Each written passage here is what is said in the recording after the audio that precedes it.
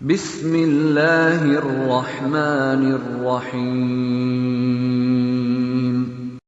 الصلاۃ والسلام علیک یا رسول اللہ وعلی آلک واصحابک یا نور اللہ۔ سفر کہنے کی وجہ: اسلامی سال کا دوسرا مہینہ صفر المظفر ہے۔ لفظ سفر 3 حروف کا مجموعہ ہے۔ عربی زبان چونکہ بہت وسیع ہے، اس میں ایک لفظ کے کئی معنی ہوتے ہیں۔ اہل لغت نے سفر کے کئی معنی بیان کیے ہیں، جن میں سے ایک معنی خالی ہونا بھی ہے۔ آئیے اسی مناسبت سے ماہ سفر کو سفر کہنے کی چند وجوہات ملاحظہ کیجیے۔ نمبر 1، اہل عرب کا معمول تھا کہ وہ ماہ سفر شروع ہوتے ہی جنگ و جدل اور سفر کے ارادے سے اپنے گھروں سے نکل جاتے، جس کی وجہ سے ان کے گھر خالی رہ جاتے تھے۔ اسی وجہ سے کہا جاتا تھا سفر المکان، یعنی مکان خالی ہو گیا۔ نمبر 2، سفر کہنے کی ایک وجہ یہ بھی بیان کی جاتی ہے کہ اس مہینے میں اہل عرب قبائل کے خلاف چڑھائی کرتے اور انہیں بے سر و سامان کر دیتے تھے۔ نمبر 3، اس مہینے میں اہل عرب سفریہ نامی شہر میں جا کر کھانے پینے کی چیزیں جمع کرتے تھے، جس کی وجہ سے ان کے گھر خالی ہو جاتے تھے۔ سفر المظفر سے متعلق بے بنیاد باتیں: سفر المظفر جیسے بابرکت مہینے سے متعلق بہت سی بے بنیاد باتیں مشہور ہیں۔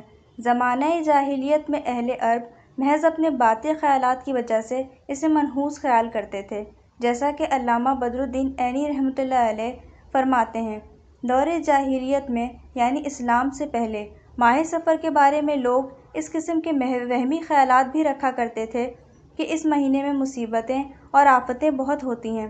اسی وجہ سے وہ لوگ ماہ سفر کے آنے کو منحوس خیال کیا کرتے تھے۔ نبی کریم صلی اللہ علیہ وآلہ وسلم نے سفر المظفر کے بارے میں ان کے وہمی خیالات کو باطل قرار دیتے ہوئے فرمایا: سفر کچھ نہیں۔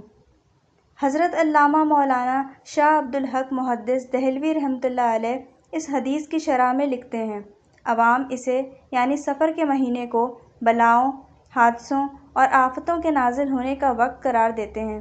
یہ عقیدہ باطل ہے، اس کی کوئی حقیقت نہیں ہے۔ سفر کو منحوس سمجھنا جہالت ہے۔ حضرت علامہ مولانا مفتی محمد امجد علی اعظمی رحمۃ اللہ علیہ فرماتے ہیں: ماہ سفر کو لوگ منحوس جانتے ہیں، اس میں شادی بیاہ نہیں کرتے، لڑکیوں کو رخصت نہیں کرتے اور بھی اس قسم کے کام کرنے سے پرہیز کرتے ہیں اور سفر کرنے سے گریز کرتے ہیں۔ خصوصاً ماہ سفر کی ابتدائی 13 تاریخیں بہت زیادہ نحس یعنی نحوست والی مانی جاتی ہیں اور ان کو 13 تیزی کہتے ہیں۔ یہ سب جہالت کی باتیں ہیں۔ سفر کا آخری بدھ: ابتدائی 13 تاریخوں کے علاوہ ماہ سفر المظفر کے آخری بدھ کے بارے میں بھی بہت سی غلط باتیں مشہور ہیں۔ اعلیٰ حضرت امام احمد رضا خان رحمۃ اللہ علیہ نے ماہ سفر کے آخری بدھ کے بارے میں سوال کا جواب دیتے ہوئے ارشاد فرمایا: چہار شنبہ یعنی بدھ کا دن منانا محض بے اصل، واللہ تعالی اعلم۔ حکیم الامت مفتی احمد یار خان نعیمی رحمۃ اللہ علیہ فرماتے ہیں: بعض لوگ سفر کے آخری چہار شنبہ کو خوشیاں مناتے ہیں کہ منحوس شہر یعنی نحوست والا مہینہ چل دیا، یہ بھی باطل ہے۔ رزق میں برکت: جو کوئی ماہ سفر کے آخری بدھ کو سورہ الم نشرح، سورہ والتین، سورہ نصر اور سورہ اخلاص 80 بار پڑھے، اس مہینے کے ختم ہونے سے پہلے انشاءاللہ وہ غنی ہو جائے گا۔ جواہر خمسہ میں ہے، اس کی عمر دراز کر دی جائے گی۔ اصل نحوست گناہ ہے۔